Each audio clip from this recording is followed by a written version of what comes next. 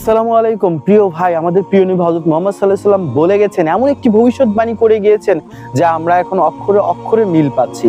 তিনি বলেছেন এমন একটা জামানা আসবে যে জামানায় ফিতনা ঘুমন্ত মানুষকে পর্যন্ত ছুঁয়ে যাবে, যে জামানায় সকালের মুমিন বিকেলে কাফির হয়ে যাবে, যে জামানায় সকালের কাফির বিকেলে মুমিন হয়ে যাবে, যে জামানায় সামান্য কিছু দুনিয়াবির বিনিময়ে ঈমান বিক্রি হয়ে যাবে।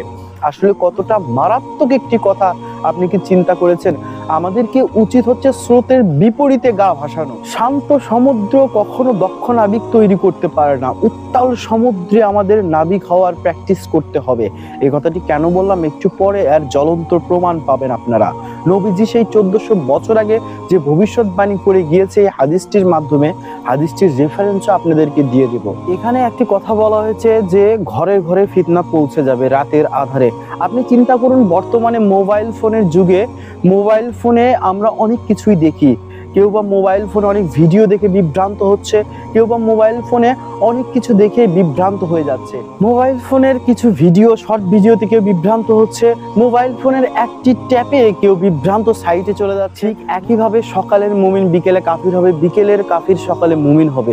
এই কথাটাও দেখুন মোবাইলে, সোশ্যাল মিডিয়ায় বা অনেক ক্ষেত্রেই দেখা যায় কেউ সকালে ভালো কাজ করেছে, সৎকর্ম করেছে, বিকেলে হয়তো মোবাইলে এমন অশ্লীলতায় মেতে গেছে সে কাফিরে পরিণত হয়েছে।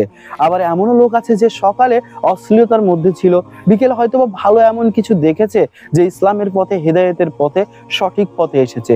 এমনটি ঘটবে এই কথাটিই তিনি ভবিষ্যৎবাণী করে গেছে 1400 বছর আগে। আপনি চিন্তা করতে পারেন কোন লজিকে এই কথা তিনি বলে গেছে। তিনি আসলে বিশ্ব নবী, আমাদের প্রিয় নবী হযরত মুহাম্মদ সাল্লাল্লাহু আলাইহি ওয়াসাল্লাম। এই মোবাইল ফোন আমাদেরকে অনেকটা বিভ্রান্ত করে ফেলছে যদি আমরা এটা সঠিক এবং সৎ ব্যবহার না করতে জানি। হাদিসটি বর্ণনা করেছেন আবু হুরায়রা রাদিয়াল্লাহু তাআলা আনহু, সহিহ মুসলিম 118 আর তিরমিজি 2196 নাম্বার হাদিসে এই কথাগুলো বর্ণনা আছে। হাদিসটি আপনারা চাইলে মিলিয়ে নিতে পারেন। তো দর্শক মণ্ডলীরা, ভিডিওটি কেমন লাগলো অবশ্যই কমেন্টে জানাবেন।